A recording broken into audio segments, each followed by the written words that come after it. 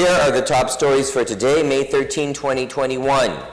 Renewed hope for peace and progress, President Rodrigo Duterte calls on Muslims to continue being generous and compassionate in observance of Eid al-Fitr. Greater than love from Russia, another 15,000 doses of Sputnik V COVID-19 vaccines are expected to beef up the country's vaccination drive. Officials of the National Task Force Against COVID-19 oversee the rollout of Pfizer vaccines in some local government units. And the Foreign Affairs Department assures contingency measures for Pinoys in Israel amid rising tensions between its forces and Palestinian militant group Hamas.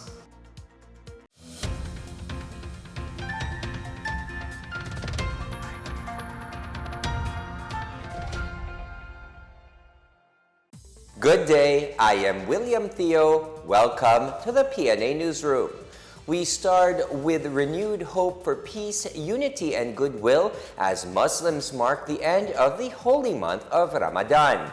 This as President Rodrigo Duterte expressed hope that the Muslim community's generosity and compassion will never fade. In his Eid al-Fitr message, Duterte said this year's observance is memorable as the country's battle against COVID-19 nears the end. He also expressed hope that Muslim Filipinos will continue to help bring peace, prosperity, healing, and strength. Presidential Communications Secretary Martin Andanar also wished our Muslim brethren a solemn celebration as he reminded them to observe health protocols.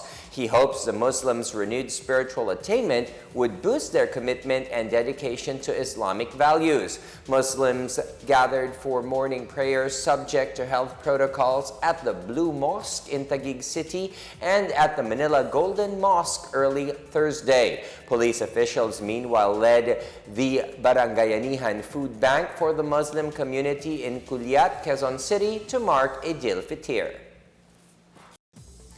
The Philippines received another 15,000 doses of the Russian-made Sputnik V COVID-19 vaccines on Wednesday night. This is a follow-up dose for the initial batch delivered on May 1st.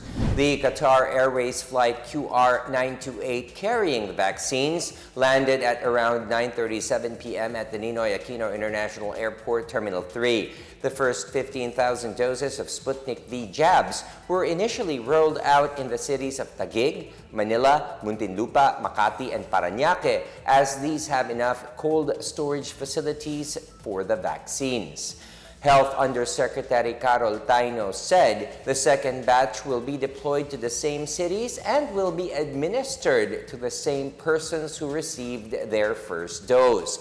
The government is expecting deliveries of another 300,000 doses of Sputnik V jabs next week.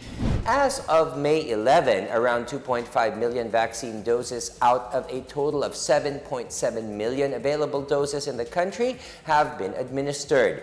Out of the total available doses, some 6.4 million doses have been distributed in over 3,600 vaccination sites. Over 2 million people already got their first dose, while over 500,000 are fully vaccinated. The 7-day average of daily vaccinated individuals has now reached over 67,000 individuals. In BICOL, additional doses of ASTRAZENECA and SINOVAC vaccines arrived on Wednesday at the Legazpi Domestic Airport. The new delivery is intended for the second jabs of medical frontliners and the first dose of senior citizens. Health, Education, and Promotion Officer Noemi Bron said the 62,640 doses of ASTRAZENECA and SINOVAC vaccines were immediately brought to the DOH storage facility for inventory and distribution to the 6 BICOL provinces. As of the latest count, the region has administered 62,153 doses, of which 54,630 were received as the first dose for priority individuals, while 7,523 were for the second dose of frontline health workers, senior citizens, and uniformed personnel. The Tourism Department clarified no trees will be affected in the proposed construction of a mega vaccination facility at Nayong Pilipino in Parañaque City. This is contrary to the claim of resigned Nayong Pilipino Foundation Executive Director Lucille Karen Malilong Isberto, saying some 500 trees will be cut if the project pushes through. The DOT assures that the architectural team will build a temporary vaccination facility around existing grasslands and trees. The DOT also said the initiative will be at no cost to the government, as it will be funded by the International Container Terminal Services. It also said that the land will only be exclusively used as a vaccination center. The rollout of Pfizer COVID-19 vaccine starts today. The Philippines' first batch of 193,050 doses of Pfizer-BioNTech COVID-19 vaccines donated through the World Health Organization's-led COVAX facility arrived Monday night. Marita Moahe will give us an update about the rollout of the vaccine in different cities in Metro Manila. Makati City rolled out Pfizer vaccines in a ceremony at the Makati Medical Center. Mayor Abigail Binay and National Task Force Against COVID-19 led by Vaccine Czar Carlito Galvez Jr., Testing Czar Vince Dizon, and Health Secretary Francisco Duque III, along with WHO representative to the Philippines, Dr. Rabindra Abeyasing, witnessed the ceremony. Health Secretary Francisco Duque personally administered the jab to 87-year-old dialysis patient Juana Ramos during the ceremonial rollout. Binay urged the public to get inoculated with any available brand of COVID-19 vaccines, as all jabs could provide protection against severe effects of the disease. Meanwhile, the National Task Force Against COVID-19 also led the vaccine rollout at the Lakeshore Mega Vaccination Hub in Taguig City. Galvez said the government still prioritizes the vaccination of 25 million Filipinos under A1, A2, and A3 and may start inoculating A4 and A5 priority groups once the country reached the 10 million mark. Aside from NCR, Pfizer vaccine will also be deployed in Calabarzon, Metro Davao, and Metro Cebu. In San Juan City, the local government rolls out its share of 11,700 doses of Pfizer vaccines. Mayor Francis Zamora said a total of 5,850 San Juaneños will get the Pfizer jab. Zamora said they have already prepared the logistical requirements for Pfizer vaccines that require a temperature of -60 to -80 degrees Celsius. He also assured that the city government has already set plans to avoid possible vaccine wastage. San Juan City was able to bring down its active cases to 268 on May 11 from its highest recorded cases of 1,226 last April 12. In Manila, the local government have already deployed the Pfizer COVID-19 vaccine jobs at the Santa Ana Hospital intended for the medical frontliners there. Manila Mayor Francisco Isko Moreno Domagoso said only 210 doses of Pfizer jobs were deployed on the first day at the Santa Ana Hospital because of the sensitive handling requirement of these vaccines. After 2 days, the Pfizer jobs will be rolled out for senior citizens and persons with comorbidities. Meanwhile, the city government also administered the second dose of the ASTRAZENECA jobs for the A1, A2, and A3 groups who got their first dose on March 16 and March 18. About 1,120 individuals received the jobs at the Ospital ng Maynila. For the PNA Newsroom, I'm Marita Moahe. Still to come, more buses will be deployed at the EDSA busway to accommodate more passengers. And Agriculture Department says the declaration of state of calamity will help LGUs in utilizing funds in curbing the African swine fever. Details ahead. This is the PNA Newsroom.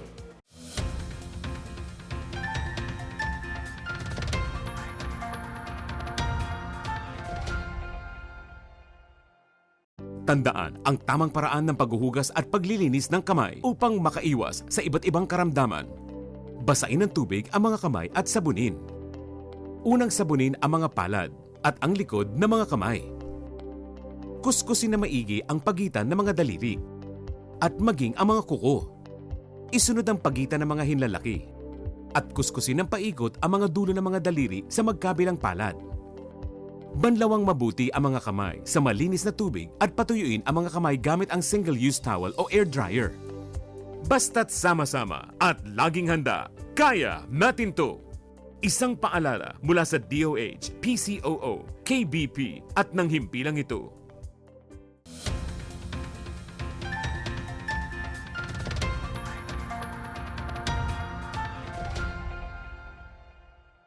Pangasinenses are reminded to stay indoors or in shaded areas, remain well hydrated, and avoid strenuous activities. This after the heat index in the province reached 52 degrees Celsius on Wednesday, which is considered dangerous. Provincial Health Office Chief Dr. Ana Maria Teresa de Guzman says a high heat index might result in heat exhaustion and heat stroke that would possibly cause instantaneous death. She reminds those with heavy work and workers under the direct heat of the sun, like construction workers and traffic enforcers, should regularly drink sufficient amounts of water. The province has been experiencing a high heat index since last week. About 95,243 franchises of public utility vehicle operators are now consolidated under the government's PUV modernization program. The Land Transportation Franchising and Regulatory Board, or LTFRB, said franchise consolidation is an important component prior to the modernization of PUV units. About 62,000 of the consolidated franchises of operators are for public utility jeeps, followed by public utility buses with over 22,000 and UV Express and minibuses with over 10,000 franchises each. PUV operators with units plying rationalized or approved routes are encouraged to consolidate into a single legal identity or a consolidated franchise. Operators who did not meet the March 31 deadline for filing applications of consolidation will not be forced to phase out and instead be given time to consolidate within the year. Meanwhile, the Mega Manila Consortium Corporation, or MMCC, assures there will be more buses providing free rides to passengers along the EDSA busway. The bus operator group clarified that the long lines of passengers at the route are caused by an increase in passengers looking to ride for free. The free bus rides along the EDSA busway are meant to augment the limited passenger capacity operations of the MRT-3. The MMCC clarified that reports of limited operations because of non-payment by the LTFRB were misleading. It said bus conductors who collected fares during free bus ride operations have received grave sanctions from the LTFRB. Following President Rodrigo Duterte's declaration of a one-year state of calamity, Malacanang cited the need for a nationwide approach to stem the spread of African swine flu in the country. Presidential spokesperson Secretary Harry Roque said while Luzon is considered the most severely affected by ASF, Visayas and Mindanao should also be placed under a state of calamity since they supply Luzon with hogs and frozen pork. He said, while the country is repopulating hogs lost to ASF, there is a need to facilitate the transport of ASF-free sows to Manila. Proclamation 1143 will allow the national government and local government units to utilize the Quick Response Fund and other needed funds to contain the continuing spread of ASF and restore normalcy in ASF-hit areas. Agriculture Secretary William Dar also welcomed the issuance of Proclamation 1143. He said the proclamation will allow local government units to set aside part of their calamity fund and to allocate for measures to solve the ASF incidents in their areas. The proclamation also enables the DA to partner with LGUs and hog raiser groups and the private sector to craft and implement their respective ASF contingency plan. Meanwhile, the Philippine Association of Meat Processors Incorporated supports the President's decision, which effectively freezes proposed adjustments in the selling prices of the commodity in spite of the increase in prices for the raw material. Through this, it said the government is more likely to achieve its goal of reducing the country's inflation rate. In continued efforts to stop the spread of African swine fever or ASF, the Department of Agriculture is launching a repopulation program targeting to produce more than 440,000 hog breeders by 2023. The DA also continues to extend aid to swine raisers affected by the disease. More on this from Benj Bondok. The Department of Agriculture is eyeing to produce over 440,000 hog breeders by 2023. Agriculture Secretary William Dar said by the end of the INSPIRE program, or the Integrated National Swine Production Initiatives for Recovery and Expansion in 2023, the country will recover the more than 3 million hogs lost due to ASF. Dar has already vouched for a rebound in the livestock sector through the current repopulation and awareness programs of the DA. The DA also announced that around 61 swine raisers hit by the ASF in November last year in Barangay Mato Cortes, Surigao del Sur have received indemnification. The DA-13 said about 785,000 pesos was formally handed over to the local government unit of Cortes on Tuesday. Each of the affected swine raisers also received 10 heads of chicken for them to start their backyard poultry raising projects. Meanwhile, the DA in Western Visayas is calling on local government units to encourage swine farmers to insure their herd with the Philippine Crop Insurance Corporation to avail of indemnification once their stocks are hit by illness or diseases including ASF. PCIC Regional Manager Eva Laud said they target to insure over 370,000 heads of swine in the region. The insurance coverage per head is 10,000 pesos for breeders and 7,000 pesos for fatteners. In Cebu, the Department of Agriculture in Central Visayas and local veterinarians outlined an action plan in response to President Rodrigo Duterte's declaration for a year-long state of calamity due to the ASF outbreak. The DA-7 and the National Meat Inspection Service in Region 7 have engaged veterinarians in a two-day Bantay ASF forum on Monday. Meantime, it urged LGUs in Cebu and Central Visayas to integrate the ASF biosecurity protocols into their policies. In other news, Negros Oriental continues to remain free from ASF amid the declaration of the state of calamity. Western and Central Visayas are still ASF-free, but some provinces in Eastern Visayas, like Samar and Leyte, are now suffering from the effects of the disease.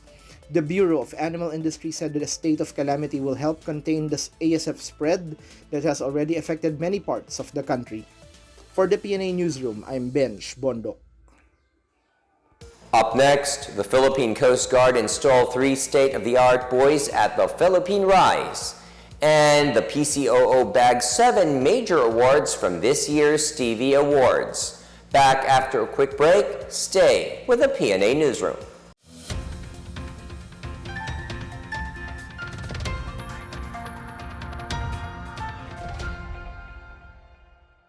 Sa matinding laban natin sa Coronavirus Disease 2019, sugpuin din natin ang pagkalat ng fake news. Huwag magbahagi ng impormasyon na hindi tiyak ang pinagmulan. I-check mabuti ang source ng balita. Kumuha lamang ng impormasyon mula sa mga official channel ng Department of Health.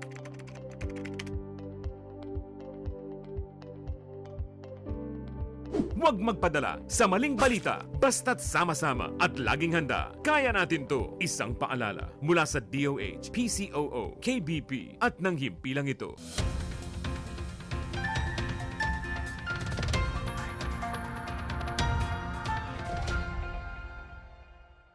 You're still watching the PNA Newsroom.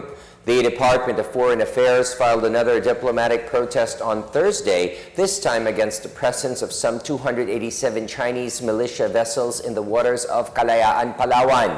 Foreign Affairs Secretary Teodoro Locsin Jr. ordered the DFA to lodge the latest note verbal in Manila's relentless protests against Beijing's incursion in Philippine waters. The National Task Force for the West Philippine Sea reported that at least 287 Chinese maritime militia vessels were spotted around Kalayaan last May 9. Bigger groupings of the militia vessels were sighted near China's artificial islands, while some were observed near islands occupied by the country. The NTF-WPS assured that the Philippine government will sustain its sovereignty patrols in the West Philippine Sea. It encouraged Filipino fisherfolk to continue sailing and fishing in the West Philippine Sea. Meanwhile, the Philippine Coast Guard installed 3 state-of-the-art lighted ocean buoys at the Philippine Rise on Wednesday. The markers were installed 250 kilometers east of the northern coastline of Aurora. The PCG said the 30-foot-long buoys are equipped with modern marine aids to navigation lanterns, specialized mooring systems, and a remote monitoring system. PCG Commandant Admiral George Ursabia Jr. said the buoys will effectively communicate that the vicinity waters are considered a special protected zone. They will also be used to mark the designated food supply exclusive zone and ensure safe navigation in the Philippine Rise. The Quezon City Regional Trial Court dismissed a petition by persons allegedly linked to schools run by communist terrorist groups to junk a perjury complaint filed by National Security Advisor Hermogenes Esperon Jr. RTC Branch 92 Judge Eleuterio Bathan dismissed the petition filed by the individuals represented by the National Union of People's Lawyers. The petition questioned the proceedings before Metropolitan Trial Court Branch 139. In February last year, the QCMETC began hearing Esperon's perjury complaint against Elenita Belardo, National Coordinator of the Rural Missionaries of the Philippines, and several others who allegedly have links to the communist movement. Esperon claimed that RMP officials and others lied under oath in the petition for writs of amparo and habeas corpus filed against him and the government before the Court of Appeals. Esperon alleged that the RMP collected donations from international organizations to run 55 salugpungan schools which were suspected of training anti-government armed rebels. The Department of Foreign Affairs expressed serious concern over the escalation of violence in parts of Jerusalem and the Gaza Strip amid the aerial exchanges between Israeli forces and Palestinian militants. The DFA have urged both sides to de-escalate the conflict and prevent actions that may affect future peace negotiations.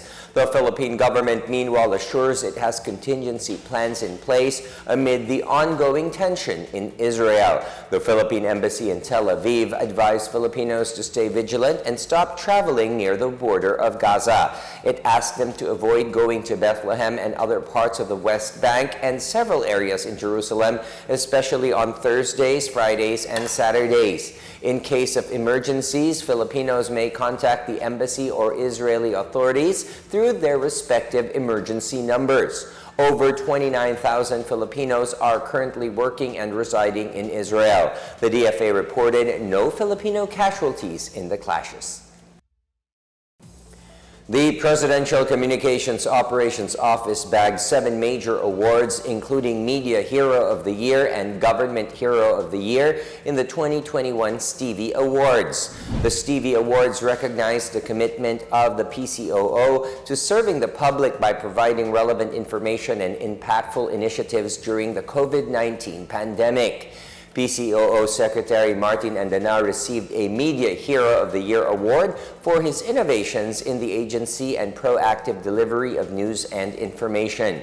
PCOO Office of the Global Media and Public Affairs Assistant Secretary J.V. Arcena was hailed as Government Hero of the Year and Media Hero of the Year. The PCOO's The Virtual Presser and Virtual Reporting Tour won the Silver Stevie Award for Innovation in Media, Visual Communications and Entertainment, and a Bronze Stevie Award for Innovation in Media Relations.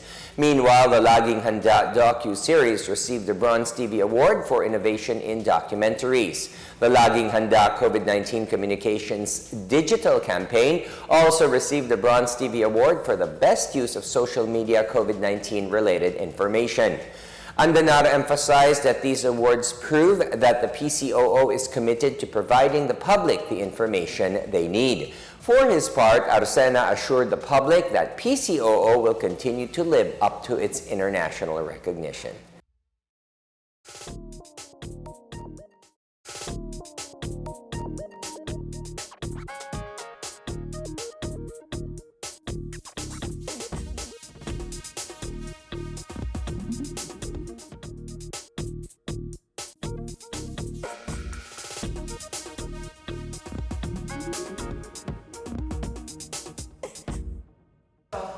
Here's another look at today's biggest stories. Renewed hope for peace and progress, President Rodrigo Duterte calls on Muslims to continue being generous and compassionate in observance of Eid al-Fitr. Greater than love from Russia, another 15,000 doses of Sputnik V COVID-19 vaccines are expected to beef up the country's vaccination drive. Officials of the National Task Force Against COVID-19 oversee the rollout of Pfizer vaccines in some local government units. And the Foreign Affairs Department assures contingency measures for Pinoys in Israel amid rising tensions between its forces and Palestinian militant group Hamas. Thank you for watching another episode of the PNA Newsroom. To check more news content, visit our webpage or head onto the Philippine News Agency's Facebook and Twitter accounts. For more stories about the government and how it serves Filipinos, look for these hashtags in all of our social media platforms and websites. We are shown on the pages of the PCOO and its attached agencies. Also, watch us on television on PTV4 and IBC 13. And that's your daily dose of the biggest stories that you need to know from the PNA Newsroom. We tell stories that inspire change. I am William Theo. Good day, everyone.